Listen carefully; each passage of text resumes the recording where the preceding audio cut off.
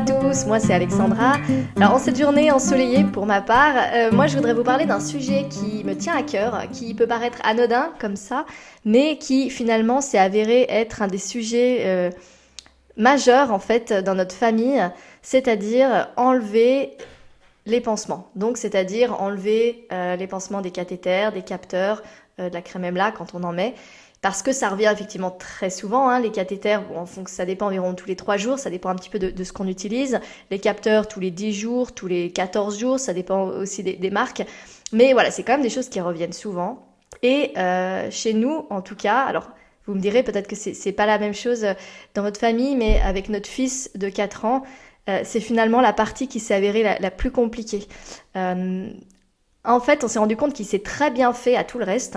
C'est-à-dire que, porter une pompe en permanence, avoir son capteur sur le bras, scanner, etc., faire l'insuline avant les repas, c'était des choses finalement très nouvelles, mais auxquelles il s'est fait tout de suite. Par contre, un truc qui ne passait pas et était de pire en pire à chaque fois, c'était enlever les pansements. Et c'est vrai qu'au bout d'un moment, enfin très rapidement, au bout du premier mois, ça devenait vraiment je veux dire qu'avant même dès qu'on prononçait le mot, ça devenait l'enfer, quoi. Il hurlait, il pleurait, je l'avais pas encore touché que il se débattait. Donc c'était un petit peu compliqué. Et on a fini par résoudre ce problème. Donc je voulais vous en parler aujourd'hui parce que si ça fait peu de temps que vous avez un enfant diagnostiqué, peut-être que vous vous posez aussi la question. C'est pas quelque chose, en tout cas pour ma part, qu'on m'avait montré, dont on m'a parlé à l'hôpital. Comment est-ce qu'on enlève ces pansements ? Au début, c'est vrai qu'on serait tenté, et je vais un petit peu tout mettre. Alors, je vais d'abord parler des pansements qui collent le plus, donc le cathéter et le capteur. Ça, c'est des trucs les plus costauds et qui font le plus mal à enlever apparemment. J'aimerais bien un jour me en mettre un pour me rendre compte, mais vu le prix, je n'ai pas encore sauté le pas.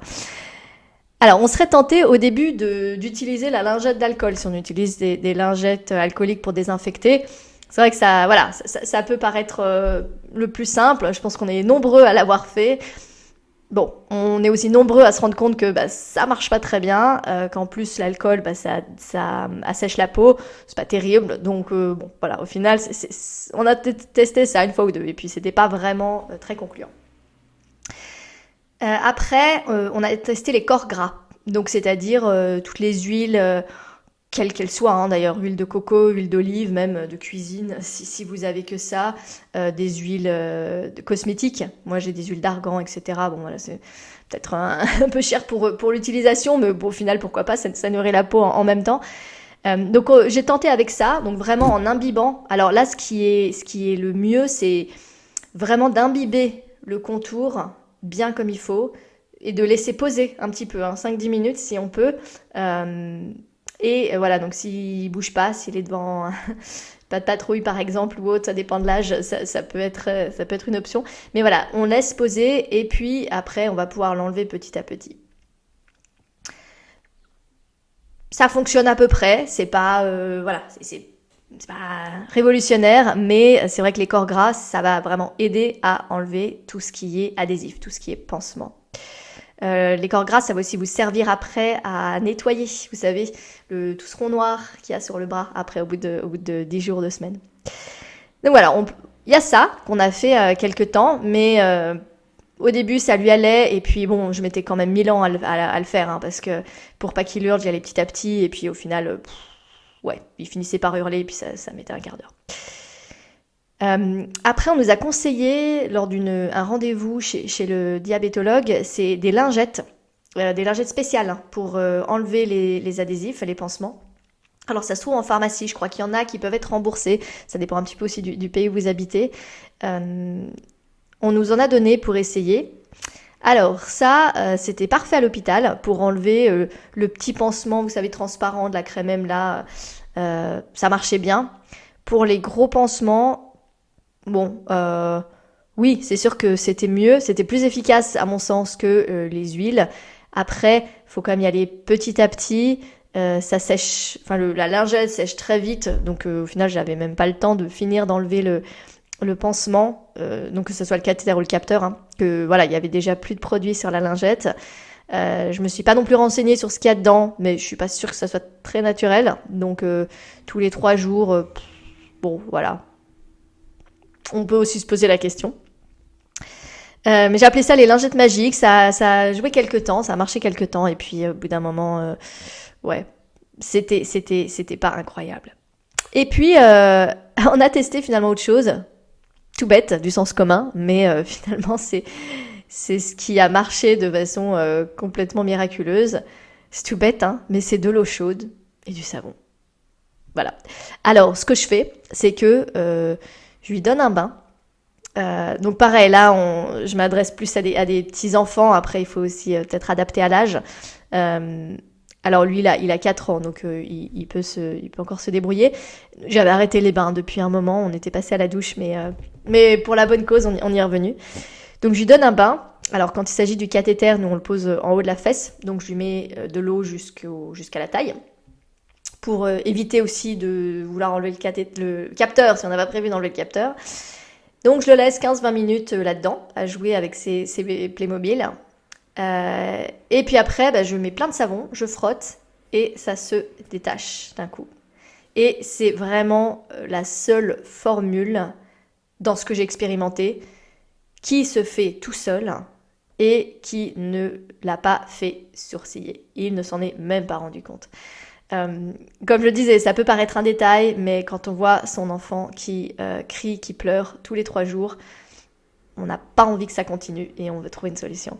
Donc voilà, je vous engage, si vous avez une baignoire, à tester ça. C'est tout bête, mais ça marche vraiment. Alors, dernier point sur les pansements transparents qu'on peut utiliser avec les crèmes Emla. Alors les crèmes Emla, si vous n'êtes pas familier, ça dépend peut-être aussi de là où vous habitez, c'est ces crèmes anesthésiantes qui vont anesthésier la couche superficielle de l'épiderme, la peau, qui va permettre de poser, alors pour les capteurs, c'est pas particulièrement la peine, mais les cathéters, c'est vrai que quand ils sont petits, ça évite que ça soit trop douloureux tout simplement. Donc on va pouvoir l'anesthésier avec la crème, et très souvent ce qu'on fait, c'est qu'on va mettre donc une petite noisette de crème et un pansement transparent. Donc nous, en tout cas, c'est comme ça qu'on nous avait montré, c'est comme ça qu'on a commencé. C'est pas des pansements qui sont aussi robustes que des pansements qui sont censés durer 2 semaines, mais malgré tout, ça entraîne quand même ça a entraîné des crises comme pas possible, avec 30 minutes pour enlever le pansement. Voilà, et au final, ça fait presque plus mal que poser le cathéter. En tout cas, en termes de ressenti. Ce qu'on fait maintenant, tout bête, mais alors soit on met pas, si vous utilisez de la crème Emla, on n'est pas forcément obligé d'utiliser un pansement. Donc, alors, c'est mieux s'il se tient calme, on est d'accord. Et puis voilà, peut-être qu'il faudra mettre après le slip au sale, mais ça fonctionne. Ou simplement, vous prenez du film alimentaire. Donc, vous avez les films plastiques, les Albal. Vous découpez un petit bout et vous le mettez. Alors nous, c'est en haut de la fesse. Effectivement, si ça peut...